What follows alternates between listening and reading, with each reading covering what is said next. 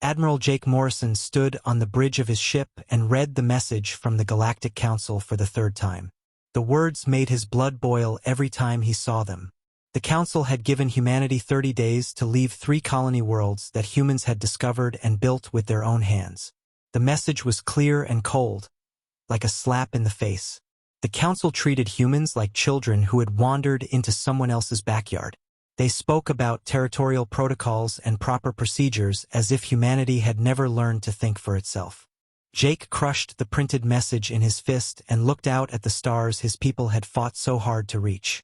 Captain Lisa Rodriguez called from the colony world Kepler 442b, where 50,000 humans had built their homes. Her voice carried both worry and anger as she spoke about families who had spent 5 years building farms, schools, and hospitals. These people had left Earth with dreams of creating a better life among the stars. Now, an alien council wanted them to pack up and leave like frightened animals. Jake had spent months studying the council races after humanity's first contact. The Velter controlled the largest territory and acted as though they owned the galaxy. The Zafrans possessed technology capable of destroying planets but had not fought a real war in over 300 years. The crystalline collective thought with a single shared mind and could not understand why humans valued individual freedom. All of them looked at humanity and saw primitive weapons and outdated technology. What they failed to see was the fire burning in every human heart. Earth had never truly known peace. Humans had fought one another for thousands of years over land, resources, beliefs, and survival. Every human child grew up learning about wars that had shaped civilization. Every human soldier carried the lessons of battles won and lost through courage, determination, and ingenuity rather than superior technology. Commander Rick Sullivan completed his intelligence report and transmitted it to the Global Defense Council on Earth. His conclusion was simple and terrifying. The Council had forgotten what real war looked like. They fought with rules and honor. They expected defeated enemies to surrender once victory became impossible. They had never faced an opponent willing to fight until the very last breath to protect their families. President Helen Carter studied the reports from the colonies alongside intelligence files detailing the Council's military forces. She knew humanity stood at a crossroads that would define its future among the stars. They could obey the Council and accept life as servants in someone else's galaxy. Or they could show these aliens exactly what humanity was capable of when pushed beyond its limits. The decision was difficult, but it was also obvious.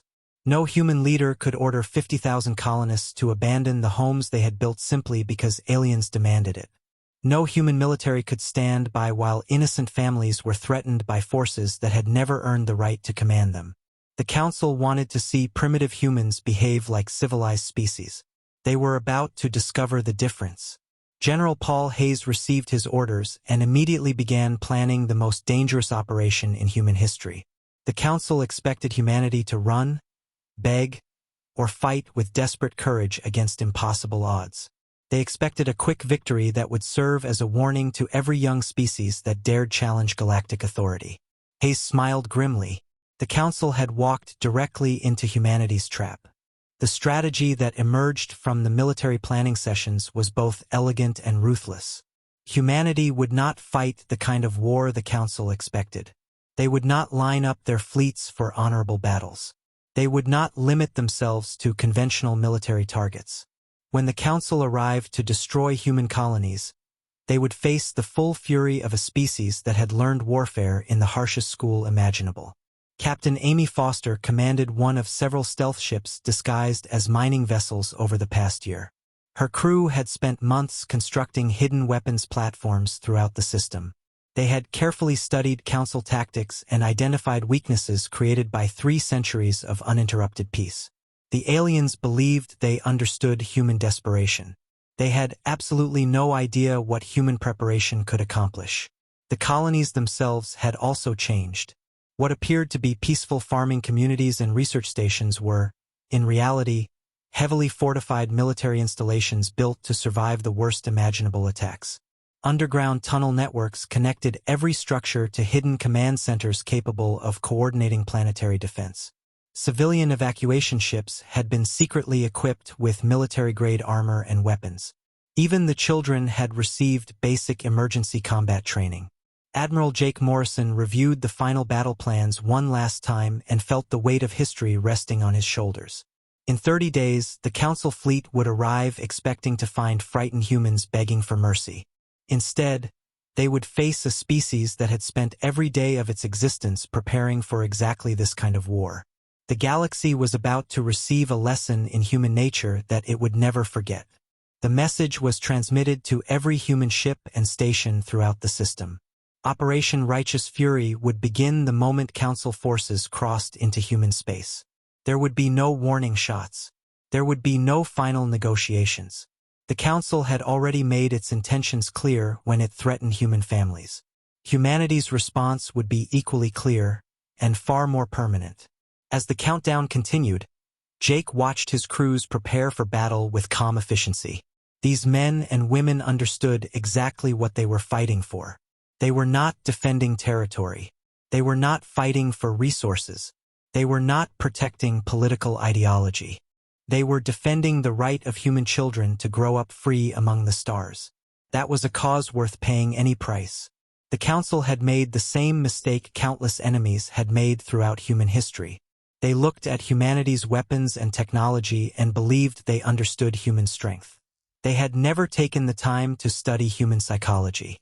They had never learned human history. They had never understood human determination. They were about to discover that humanity's greatest weapon was not a machine, a bomb, or a fleet. It was the unwavering refusal to surrender when their families were threatened. 3 days later, the Council fleet would arrive, and the real war would begin. The Council fleet dropped out of hyperspace exactly when human intelligence had predicted they would. High Admiral Skar of the Velter examined the human colonies through his ship sensors and felt satisfied with what he saw. Scattered civilian vessels moved frantically between the worlds, seemingly trying to evacuate families. Desperate radio calls pleaded for more time to complete the evacuation. A small human military force appeared to be protecting the fleeing ships, but its formation looked confused and poorly organized. Skar had commanded fleet operations for 40 years and had witnessed scenes like this many times before. Young species always resisted at first, but they quickly learned that cooperation was easier than destruction. The humans would make a few brave gestures, fire several symbolic shots to preserve their honor, and then surrender. They would accept their place within the galactic order, just as every other species eventually had. The Admiral opened communications with the human fleet commander, who identified himself as General Paul Hayes. The human's voice carried exactly the mixture of fear and desperation that Skar expected to hear. Hayes pleaded for more time, claiming that his ships were overloaded with civilians. He insisted humanity wanted no conflict with the Council and needed only a few more days to complete the evacuation. Skar allowed himself a moment of amusement at the human's obvious terror. The general's voice trembled as he described families trapped on the surface and evacuation ships barely capable of flight. It was almost pathetic how quickly these supposedly fierce humans had collapsed when confronted by real opposition. The Admiral decided to grant them 6 more hours as a gesture of Council mercy before beginning the demonstration bombardment. What Skar did not know was that General Hayes was broadcasting from a heavily armored command bunker nearly 300 meters underground. The human officer was not trembling with fear. He was struggling to contain his excitement as he watched the Council fleet move into exactly the attack positions humanity had planned for. Every desperate word had been carefully rehearsed to lure the enemy fleet into the perfect trap. Captain Amy Foster watched from her concealed position within the asteroid belt. Her stealth ship had drifted cold and silent for 6 hours, waiting for this single moment. Around her, dozens of similar vessels prepared to reveal themselves as soon as the trap was sprung. Humanity had spent months studying Council tactics and designing an ambush that exploited every weakness in alien military doctrine. The Council believed in overwhelming force applied through predictable formations. Their largest warships occupied the front lines where they could demonstrate maximum firepower, while support vessels remained safely positioned behind them. It was textbook galactic warfare, a strategy that had worked flawlessly for centuries against every opponent they had ever faced. Against humanity, it was about to become a death trap. Lieutenant Colonel Sam Parker commanded the hidden planetary defense networks constructed across all 3 colony worlds during the previous year. What Council sensors identified as ordinary mining facilities and agricultural settlements were, in reality, sophisticated military installations carefully disguised as civilian infrastructure. Underground factories had secretly manufactured weapons and ammunition, while harmless-looking buildings concealed massive defensive gun emplacements. The signal arrived at exactly 1,400 hours. Admiral Morrison transmitted the code words that would forever change galactic history. Operation Righteous Fury had begun. Every human unit received authorization to engage with maximum force. Parker smiled grimly as he activated defense systems that would introduce the galaxy to humanity's concept of total warfare. The first phase did not begin with guns or missiles. It began with information warfare. Commander Danny Wright led a cyber warfare team that had spent years studying Council computer systems. The instant the attack order arrived, his specialists unleashed sophisticated viruses directly into the Council's communication networks. Advanced targeting computers suddenly became weapons against their own fleet. Admiral Skar watched in horror as nearly half of his ships opened fire on friendly vessels without receiving a single command from their officers. His communications officer reported that an intelligent cyber attack was spreading throughout their network faster than anyone could isolate or contain it. Ships preparing to bombard human colonies suddenly turned their weapons against their own formation. But the cyber attack was only the beginning. Captain Rose Miller commanded a vessel the Council believed was nothing more than a civilian cargo hauler. In reality, it was humanity's most advanced weapons platform. The moment she received the attack signal, Miller activated launch systems that released thousands of autonomous hunter-killer drones. They surged toward the Council fleet like an unstoppable swarm of angry insects. The galaxy had always fought wars using large, sophisticated fighters piloted by elite warriors who followed ancient codes of honor. Humanity had created weapons with no honor, no mercy, and no purpose except complete destruction. Each hunter-killer drone was too small for Council targeting systems to engage effectively. Yet every single drone carried enough explosive power to crack open a capital ship's hull if it reached the proper impact point. Skar desperately tried to rally his fleet. But the human attack had been designed to create overwhelming chaos. His flagship's tactical computers displayed impossible readings while wave after wave of tiny attackers overwhelmed every defensive system. For the first time in centuries, the mighty Council fleet found itself completely helpless. Their military doctrines, their technology, their confidence, all had become useless against weapons that ignored every assumption about civilized warfare. General Hayes reopened communications as the Council formations collapsed under the unexpected assault. His voice no longer sounded frightened. It carried the cold certainty of a predator standing over trapped prey. He informed Admiral Skar that humanity had attempted diplomacy and peaceful cooperation. The Council had answered with threats against human families. Now humanity would answer in its own way. The Admiral attempted to order a full retreat. He discovered he no longer controlled his fleet. Human cyber weapons had infected every communication system. His ships could neither coordinate their movements nor obey new commands. Desperate, Skar attempted to surrender. General Hayes rejected the offer without hesitation. "Species that threaten human children," he declared, "do not earn the right to surrender after the battle turns against them." The trap had worked perfectly. Within 2 hours, humanity had proven that 3 centuries of uninterrupted peace had transformed the galaxy's greatest military force into something soft, predictable, and vulnerable. And the real lesson was only beginning. Humanity was about to show the galaxy what total war truly meant when waged by a species that had never experienced lasting peace. The Battle of the Three Worlds entered its second phase when humanity stopped pretending to be civilized. What the galaxy witnessed over the next 3 hours shattered every assumption it had ever made about human nature and human capabilities. The Council fleet, which had arrived expecting an easy victory, suddenly found itself facing a style of warfare no species had ever imagined. Lieutenant Colonel Sam Parker activated the second wave of planetary defenses and watched as hidden weapons platforms emerged from carefully camouflaged positions across all 3 colony worlds. The buildings that Council censors had identified as farms, schools, and hospitals opened like mechanical flowers, revealing massive gun emplacements. They had been constructed using mining equipment but designed by military engineers who understood exactly how to destroy alien warships. The weapons that emerged were not honorable plasma cannons or sophisticated quantum disruptors favored by galactic militaries. Humanity had spent decades developing what their military called dirty warfare systems, weapons designed specifically to eliminate any force that threatened human civilians. The opening barrage consisted of kinetic projectiles accelerated to significant fractions of the speed of light by powerful magnetic rail systems.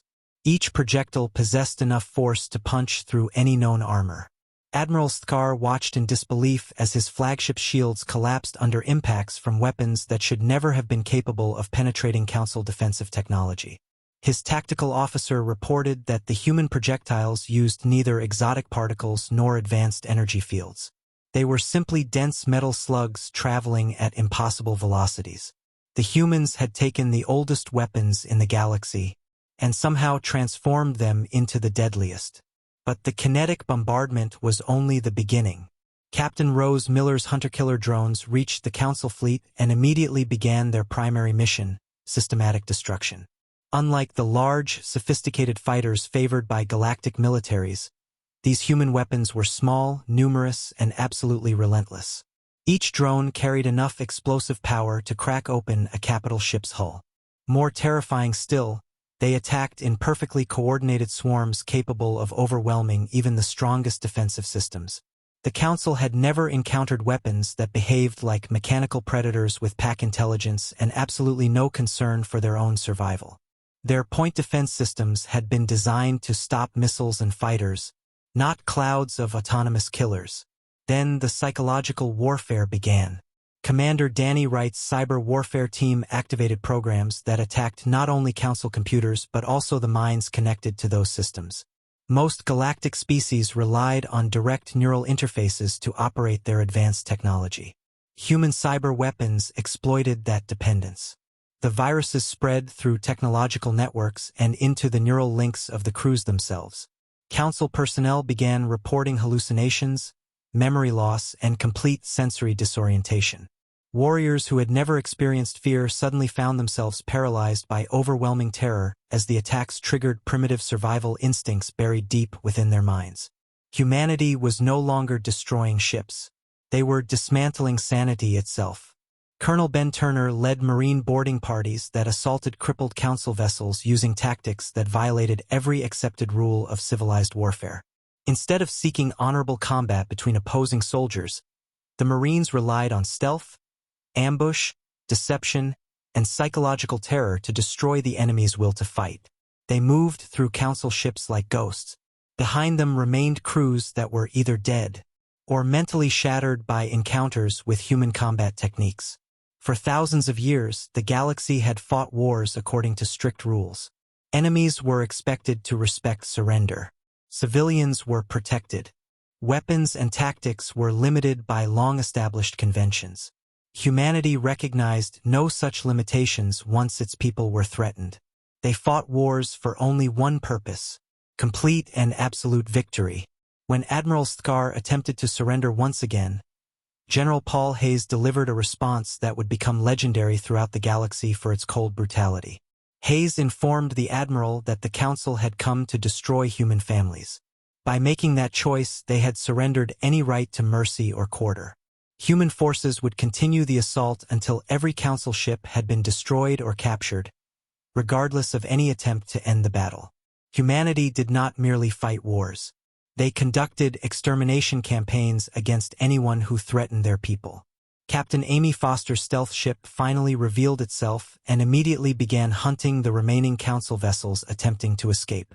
Her vessel had been designed specifically for pursuit operations against fleeing enemies. Its long-range weapons disabled faster-than-light drives with devastating precision. No Council survivor would escape the battle to warn the rest of the galaxy. Humanity would decide when the galaxy learned the truth. The Council fleet collapsed under weapons that should never have existed according to everything the galaxy believed about primitive technology. Human engineers had spent decades perfecting simple kinetic weapons and chemical explosives until they became more effective than the most advanced military systems the Council possessed. They had carefully studied every weakness in Council defensive technology. Then they had designed weapons specifically to exploit each one. Admiral Jake Morrison broadcast a message to the dying Council fleet. He explained exactly what they were witnessing. Humanity had begun preparing for this day from the moment first contact with galactic civilization had been established. Every colony ship had secretly carried military equipment. Every settler had received combat training. The Council had not attacked 3 defenseless civilian colonies. They had attacked 3 fully prepared military bases disguised as peaceful settlements. Morrison informed the surviving Council forces that they were witnessing the difference between civilizations softened by centuries of uninterrupted peace, and one that had never stopped preparing for war. Humanity had spent thousands of years fighting itself. In doing so, it had learned lessons about warfare the rest of the galaxy had long since forgotten. The Council was receiving an education in human military strategy, and it would cost them everything they possessed. As the 4th hour of battle began, not a single Council ship remained combat effective. Some had been destroyed outright by human weapons, while others had been captured by boarding parties whose savagery traumatized even veteran galactic Marines. The remaining crews had been driven to madness by psychological warfare techniques that shattered the very foundations of civilized thought. General Paul Hayes transmitted the final status report to Earth and to every human force throughout the galaxy. The Battle of the 3 Worlds was over. Human victory was absolute. The Council fleet that had arrived to demonstrate galactic superiority had been completely annihilated by a species they had dismissed as primitive and harmless. But the real war was only beginning. Humanity was preparing to deliver a message that would echo across every inhabited system in the galaxy. The destruction of the Council fleet at the 3 Worlds was merely the opening statement. Admiral Jake Morrison had spent months planning what would happen after the battle. Now the true work of reshaping galactic civilization could begin. The galaxy needed to understand that attacking human colonies carried consequences that would reach every corner of known space. Colonel Ben Turner submitted his final boarding report from the captured Council flagship. High Admiral Stkar sat restrained aboard the vessel, staring into nothingness with the vacant expression of someone whose mind had been broken by experiences beyond comprehension. The proud Velter commander who had arrived expecting an effortless victory could no longer speak coherently about what had happened to his fleet. Turner's Marines had captured nearly 12,000 Council personnel. Many required immediate medical treatment for what their own physicians classified as combat-induced psychological trauma. The galaxy's finest warriors had been reduced to trembling shadows after encountering human methods of warfare that violated everything they believed civilized beings should be. But Admiral Morrison's demonstration was far from over. The Battle of the 3 Worlds had shown the Council what happened when they threatened human families. Phase 2 of Operation Righteous Fury would demonstrate what happened when they continued to exist as a threat to humanity's future among the stars. Captain Nina Thompson received her orders aboard a vessel the Council had monitored for the past 2 years as nothing more than an ordinary cargo hauler. The ESS Retribution was, in reality, humanity's most advanced warship. It had been built specifically for what military planners referred to as demonstration operations. Its mission was both simple and terrifying. Captain Thompson's destination was Velter Prime, the homeworld of the species that had issued humanity's ultimatum and commanded the fleet sent to threaten human colonies. Her orders were clear: arrive in the system, neutralize their orbital defenses, deliver a message that would ensure the galaxy never underestimated humanity again. The Velter would experience what it felt like to have their own families threatened by a superior military power. The jump to Velter Prime required 18 hours. During the journey, Thompson's crew prepared systems that most galactic civilizations believed impossible. Human engineers had spent decades developing weapons that challenged the very foundations of accepted military science. The Retribution carried devices capable of destroying entire star systems if humanity ever decided such measures were necessary. When the lone human warship emerged from hyperspace, it was immediately surrounded by nearly 1,000 vessels belonging to the Velter home fleet. Admiral Kethmos, Supreme Commander of Velter Space Forces, opened communications expecting to negotiate the human ship's surrender. Instead, Captain Thompson delivered a message that was broadcast across every communication frequency in the system and recorded by monitoring stations throughout Velter territory. She informed Admiral Kethmos that his fleet had exactly 1 hour to evacuate all orbital stations and withdraw beyond the outer planets of the system. Any ship that remained would be destroyed. Any station that continued operating would be eliminated without further warning. The Velter response unfolded exactly as human intelligence had predicted. They laughed. The idea that a single primitive human vessel could threaten the combined strength of the Velter home fleet seemed absurd. Admiral Kethmos confidently declared that Thompson's ship would be destroyed as a warning to every species foolish enough to challenge Velter authority. Exactly 1 hour after issuing her warning, Captain Thompson activated the first demonstration weapon. The device, known to human scientists as the quantum disruptor field, spread throughout the Velter system with terrifying precision. One by one, advanced technological systems simply ceased functioning. Orbital defense stations that had protected the homeworld for centuries suddenly went dark as their power systems collapsed. The Velter fleet quickly discovered that their ships could no longer supply energy to their weapons, engines, or defensive shields. Human technology had demonstrated capabilities that should not have existed according to every accepted law of galactic science. Admiral Kethmos watched in disbelief as the pride of his civilization became nothing more than powerless metal shells drifting helplessly through space around their own homeworld. Colonel Jack Foster, the Retribution's weapons officer, initiated the second stage of what humanity called the Damocles Protocol. Rather than destroying Velter Prime outright, the human warship demonstrated something even more terrifying. It possessed the ability to destabilize an entire star. A specialized device developed in absolute secrecy was deployed directly into the stellar core, where it would remain permanently as a constant reminder of humanity's power. Captain Thompson opened communications with the planetary government of Velter Prime. Her message was broadcast to the billions of civilians living below. She informed them that their sun now contained a human weapon capable of forcing it to go nova whenever humanity deemed such action necessary. The device would remain in place for as long as any galactic power continued threatening human colonies or obstructing humanity's expansion among the stars. The demonstration lasted exactly 63 minutes.